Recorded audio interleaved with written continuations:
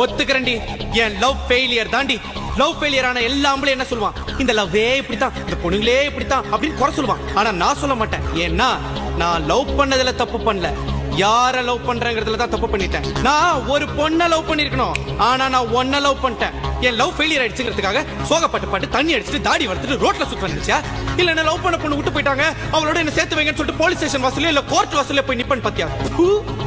சிங்காண்டி ஒன்னு சொல்றேன், நல்லா கேட்டுக்கோ. வாழ்க்கையில நம்மளுடைய ஃபர்ஸ்ட் லவ் ஜெயிக்குதா தோக்குதாங்கிறது முக்கியம் இல்ல, லாஸ்டா நம்ம சாகும்போது நமக்காக ஒரு லவ் உண்மையா இருந்துதாங்கிறதா முக்கியம். எனக்கு இருக்கும், கண்டிப்பா நான் திரும்ப லவ் பண்ணுவேன். உன்னை விட சூப்பரா அழகா நச்சுன்னு கும்முன்னு ஜம்முன்னு ஒரு பொண்ணை நான் தேடி போக மாட்டேன். அந்த ஆண்டவனா பார்த்து கொடுப்பான். அவளோட சந்தோஷமா வாழ்ந்து காட்டல நான் பல்லுவங்கிற பல்லவன் இல்லடி. நான் பாக்குற லெஃப்ட்ல விட்டா ரைட்ல திரும்பிக்கும். வரட்டா?